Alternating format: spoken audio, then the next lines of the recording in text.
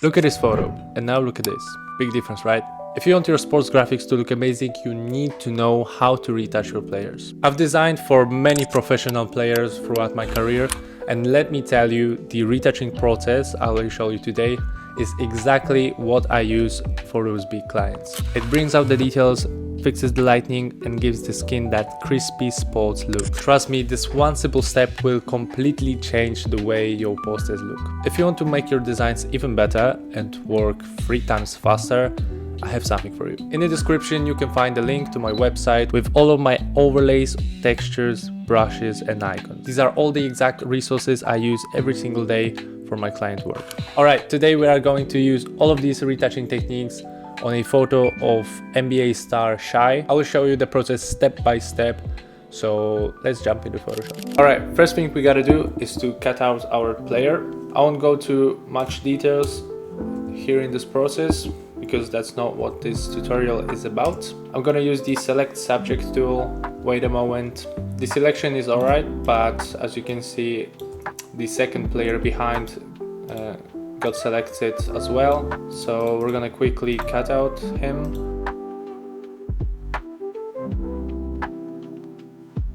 I think it's alright. I'm going to quickly jump into select and subject menu. Make sure all of the edges are nice and crisp. Using brush tool, I'm gonna remove all the unnecessary selections. Now also another important thing is to always make sure your photo is in high resolution. If it's not, because that can also happen, just go to Google Gemini or ChatGPT, insert your photo, write a simple prompt like upscale and enhance the quality of this photo, and it should give you a better result. Alright, I think this selection is okay. I'm going to click the mask. Now the first step is to make sure the skin of our player is nice and clean. I'm gonna zoom out here, select the spot healing brush. You can click J to activate it. Make sure the layer is selected and just click somewhere on his face where the skin is quite rough. Go all around on his shoulders. We're looking for all the bruises, rough shadows, or places where the resolution is not the best.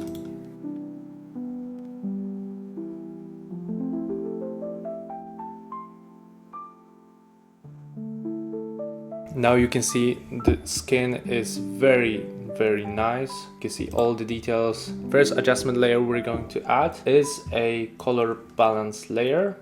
Using Alt key, clip it. And here, if you can't see the properties, maybe you see here in the window. And I think he's too reddish, so I'm gonna bring the cyan more and increase the blues. Next layer we're going to add is a brightness and contrast layer. Again, we're gonna clip it using Alt. Now I'm gonna bring the exposure down to about 30. Bring the contrast to about 8. And now you're gonna double click on the layer, and here you're gonna see the blending options. And we want the layer to only affect the darkened areas. So I'm gonna take this slider, hold Alt to break it, and move the slider to the left. You can see it takes out the darkness from the highlights and maybe somewhere here in the middle. Breaking the sliders makes the transition from shadows and highlights much smoother. You can see before and after we've added some depth. Now again, we're going to add in another brightness and contrast layer, and this time bring the brightness up to about here. Now again, double click the layer, and this time we're gonna use the second slider, break it using Alt key and move it maybe somewhere here. I think it's too bright, so I'm gonna decrease it to about 40. Now go to the layer, click Command I to invert it.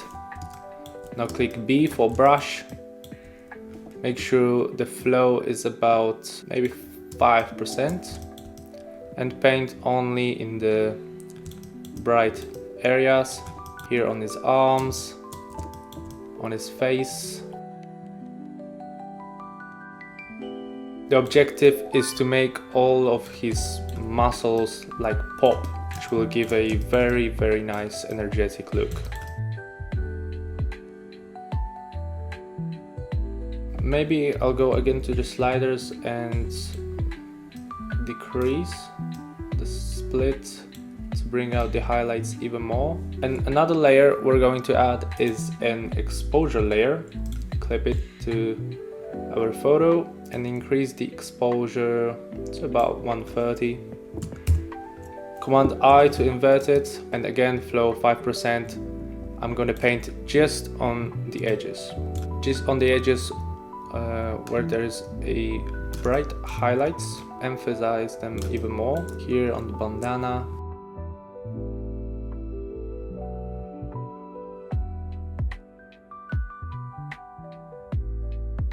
Now we want the colors to pop even more, so for that I'm gonna use the color and vibrance layer. Clip it to our composition. I'm gonna decrease temperature to about 7. Increase the vibrance, 17 will be alright, and slightly saturation to about 3. Now already you can see a massive difference.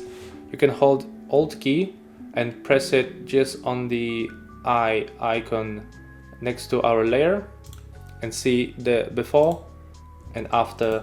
This is an amazing transformation. I think the last step is to add a solid color layer. Give it a nice light blue. Invert the mask using Command I, and here in his eyes, using flow about 3%, I'm gonna paint only like a light reflection. Very nice. The last step is not really necessary in this exact project, but I'm gonna add a new saturation layer. Clip it to our composition, decrease the saturation all the way down, invert the mask, and paint only here in his eyeballs and on his teeth. If your player has like some red eyes or just dark teeth, you can give it a nice pop. Yeah, for this project this is pretty much it. Now you can copy this strategy for every single player in your composition. Again, I'm gonna hold Alt key and see the before and after. This is the exact step you have to take for every single project.